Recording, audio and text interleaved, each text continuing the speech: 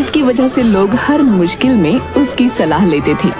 लेकिन हकीकत में वो जितने बड़े बड़े आइडिया लाता, उतनी ही बुरी तरह उन आइडियाज में फंसकर मुसीबत में पड़ जाता। ऐसे ही एक बार बारिश के मौसम में उसने रेडियो पर सुना, भयंकर गर्मी और लू की स्थिति को देखते हुए मौसम विभाग ने एडवाइजरी जारी किया, ज्यादा खतरा हो सकता है। तो अक्लमंदी दिखाते हुए सोचा कि क्यों ना गर्मी से पहले ही इंतजाम कर लूं। अबे अगर छतों पर मिट्टी डाल दे तो घर ठंडा हो जाएगा भाई। वाह, हम घर को शेर की गुफा की तरह बना देंगे यार।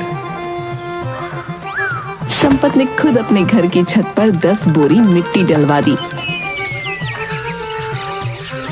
लेकिन अगले ही दिन तेज बारिश हो गई। मिट्टी गीली होकर घर के अंदर गिरने लगी। चारों तरफ कीचड़ ही कीचड़ नजर आने लगा।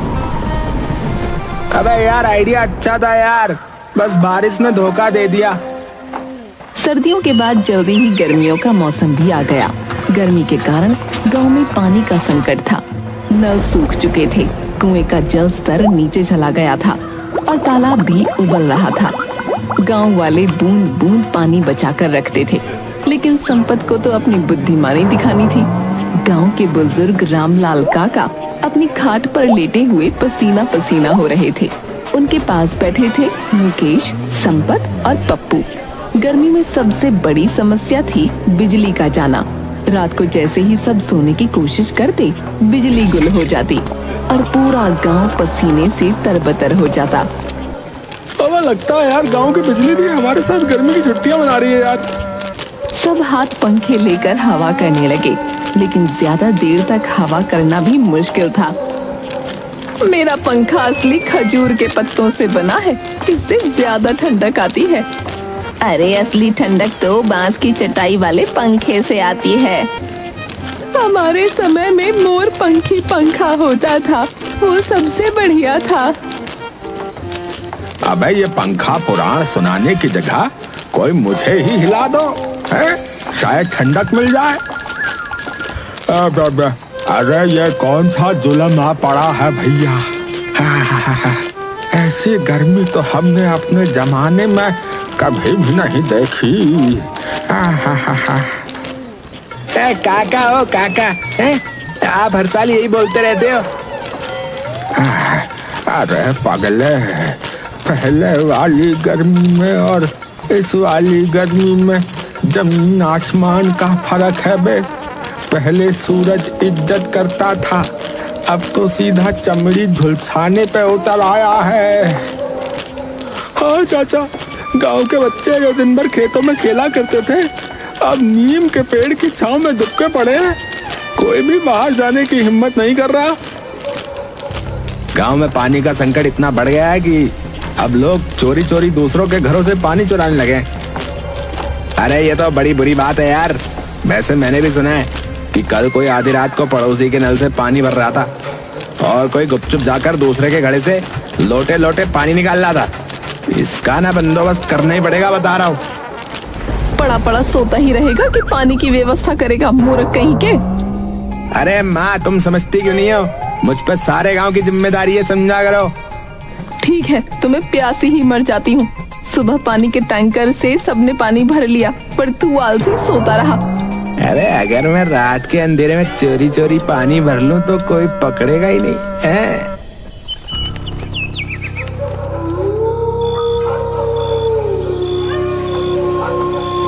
रात के समय संपत दबे पांव मोहन काका के घर पहुंचा, जहां एक बड़ा सा मटका रखा था।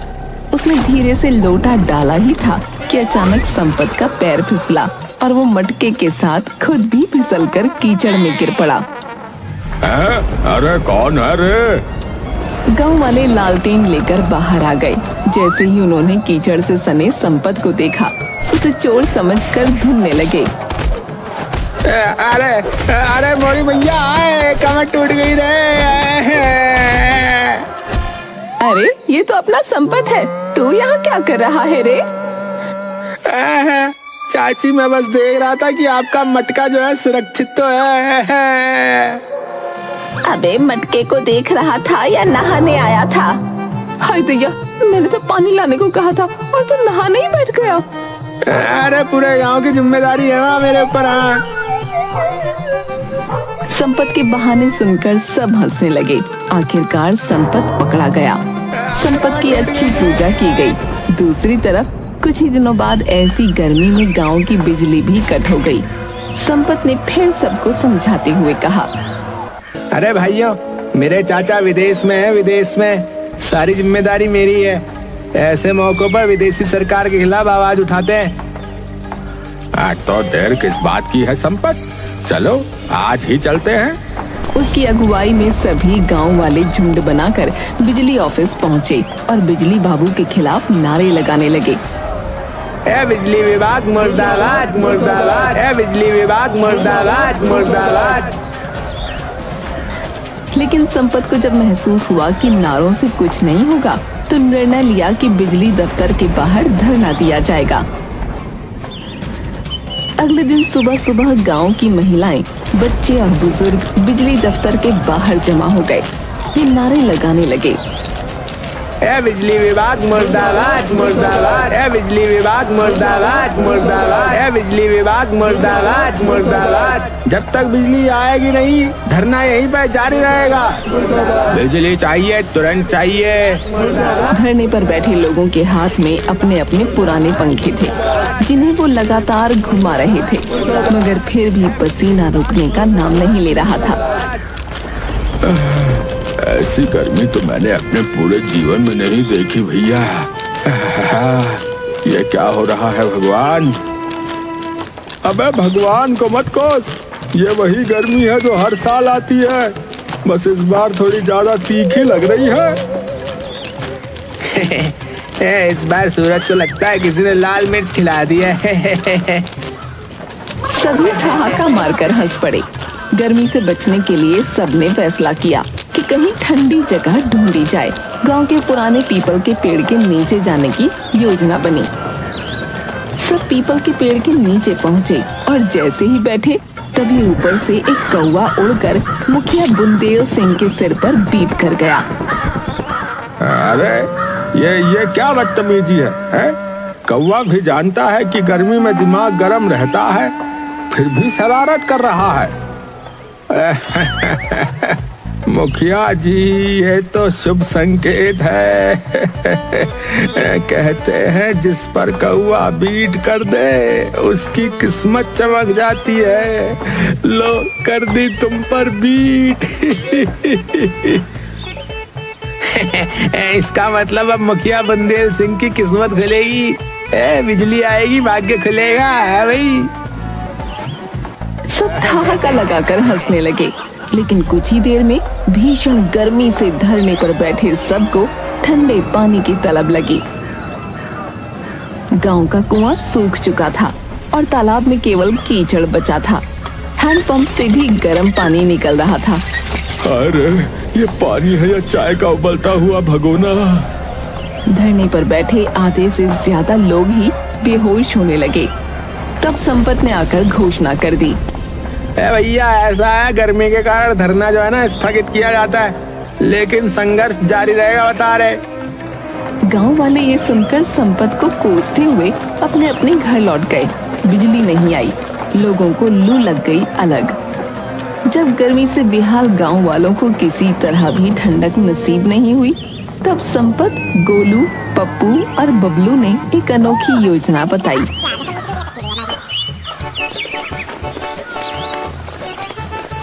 ये देखो भाई, शहर में लोग ना फ्रिज में ठंडा शरबत बनाते हैं, समझे?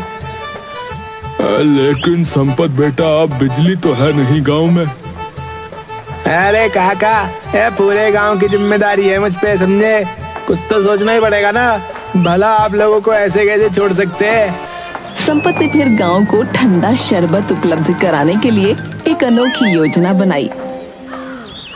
काका, क्यों ना तालाब को शरबत से भर दिया जाए, इससे लोगों को राहत मिलेगी। हैं? पर ये कैसे हो सकता है बेटा? मेरे चाचा विदेश में रहते हैं, वो जब गर्मी पड़ती है ना, तो वो अपने तालाबों को शरबत से भर देते हैं, फिर आनंद ही आनंद हो जाता है। मुझे लगता है अगर नींबू पानी को शरबत बना सकता है, तो तालाब के पानी को भी शरबत बना देगा।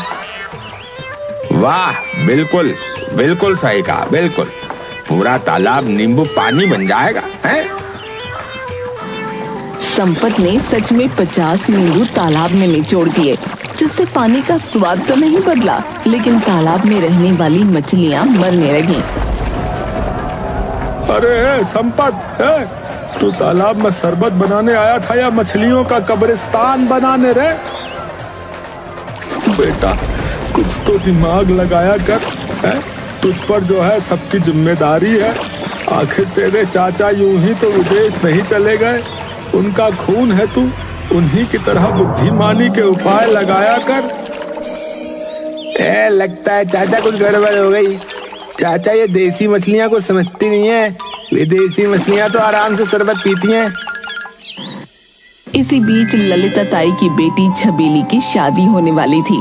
छबीली संपत को बहुत पसंद करती थी, पर बेचारा चुप रहता था। एक दिन जब गर्मी में ताई की बेटी को लड़के वाले देखने आए, तब ताई बोली, बेटा इस गांव की जिम्मेदारी तेरी है। इस गर्मी में कल घर मेहमान आ रहे हैं और बिजली भी कटी हुई है। बेटा तू ही कुछ कर, बात छबीली के रिश्ते की है। अरे वाला ये भी कोई कहने की बात है ताई, है? तू चिंता न कर, सब हो जाएगा। संपत ने मेहमानों की व्यवस्था गांव के मुख्यालय में कर दी और चारों तरफ मोटे पर्दे लगा दिए। बाहर चलने वाली तेज लू के कारण हॉल के गीले पर्दे हवा से ठंडे हो गए। अंदर भी हाथ से खींचने वाले पंखे लगवाए गए थे, जिनके कारण मेहमानों को कुछ परेशानी न हुई। तब लड़का बोला, बापू मैं तो कहूँ कि कुछ दिन यहीं रुक जाते हैं, ठंडी ठंडी हवा में कम से कम सोने को मिल रहा है, वरना ये ठाट अपने गांव में कहाँ है। ललिता बहन, आपने तो मेरे बेटे की इतनी सेवा कर दी है कि अभी तो वो इस गांव में 1-2 दिन और रहना चाहता है। तो फिर आप 1 दिन की और व्यवस्था कर दीजिए, हम 2 दिन में चले जाएंगे हैं। उसकी बातें सुनते ही ललिता ताई और संपत दोनों के होश उड़ गए, क्योंकि ना तो पंखा चलने वाले लड़के और ना ही मर्दों को गीला करने वाले लोग मौजूद थे। गांव में पानी की कमी थी, इसलिए किसी को भी संपत का ये आइडिया पसंद नहीं आ रहा था। कुछ घंटे की बात कहकर संपत ने सबको मनाया था, पर फिर पूरी रात ये कार्यक्रम करना खेल नहीं था।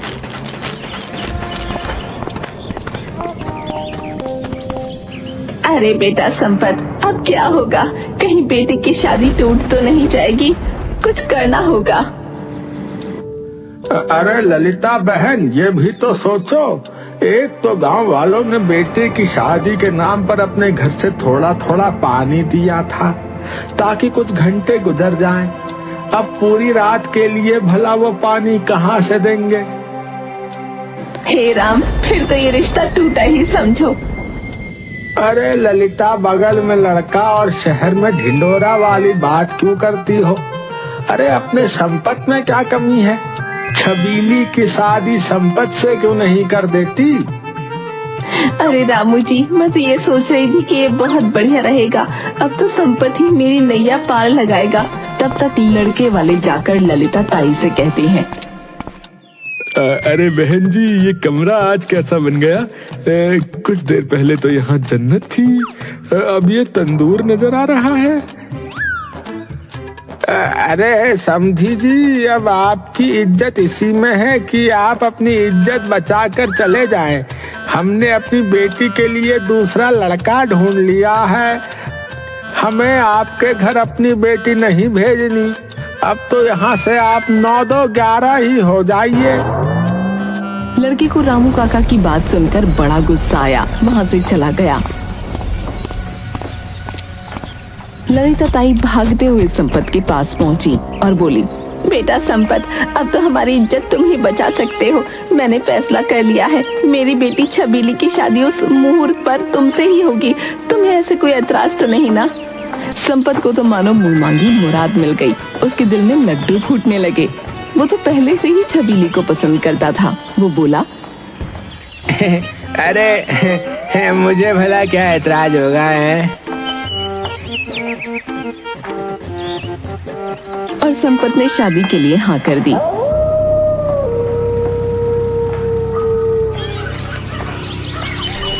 और शादी वाले दिन बारात निकलने से पहले संपत के चाचा ने माथे से पसीना पोंछते हुए गरजते हुए कहा, बारात नहीं निकलेगी, हाँ नहीं निकलेगी। रेडियो में आज दोपहर में 45 डिग्री तापमान का ऐलान हुआ है। ऐसे में निकले तो बारात में हम लोग नहीं बल्कि भुने मुर्गे पहुंचेंगे, बता रहे हैं। हाँ, पूरे गांव में हड़कंप मच गया। दूल्हा संपत चौंक गया। अरे ये क्या कह रहे हो चाचा, बारात काहे को नहीं निकलेगी? बेटा, हम बारात निकालेंगे तो वापस घर आने के लायक नहीं रहेंगे। इतने गर्म तंदूर में आदमी पक जाता है। बारात तो बारबेक्यू बन जाएगी बेटा। अरे बेटा देख जरा, अभी से इतना पसीना बह रहा है, पहुंचते पहुंचते तो तेरा सेहरा भीग कर लटक जाएगा।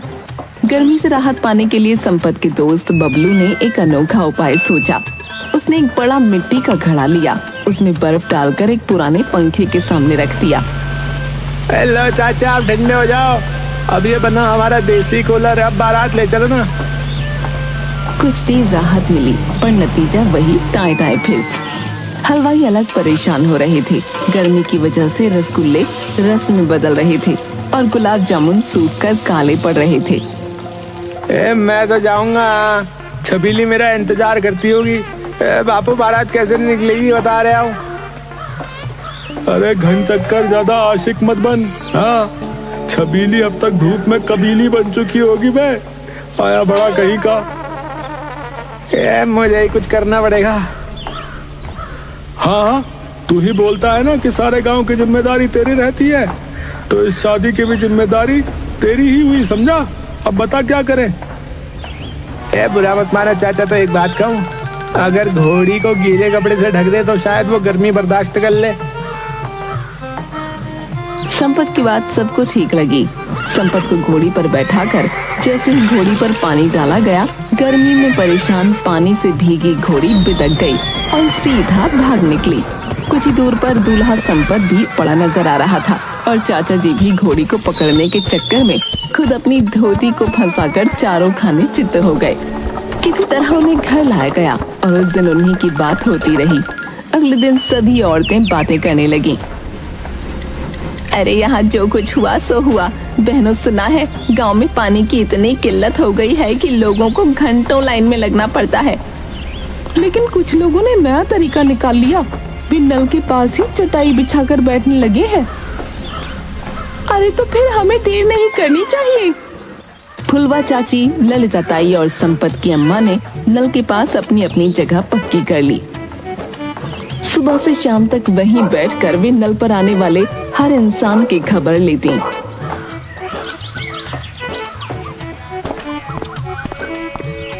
अरे ललिता, कल तूने 2 बाल्टी पानी भरा था, आज फिर आ गई। अरे चाची क्या करूं, पसीने से ज्यादा ही नहा रही हूँ। गोलू और पप्पू ने सोचा कि वे भी अपनी बारी जल्दी लेंगे। उन्होंने वहां आकर अपना तौलिया डाल दिया ताकि लगे कि उनकी जगह पक्की है। लेकिन जब वो 2 घंटे बाद लौटे तो उनका तौलिया गायब था और उसकी जगह रामलाल काका की लुंगी टंगी थी। अरे ये हमारी जगह थी। अबे, पानी की लाइन में पहले आओ और पहले पाँव चलता है, समझे? इसी तरह गर्मी के कहर को सहते हुए गांव वालों ने अचानक एक दिन देखा कि आसमान काले काले बादलों से भर गया है। जोरदार बरसात होने वाली है, जिसके साथ ही सभी गांव वाले अपने हर दुख सुख को भूलकर नहाने लगे।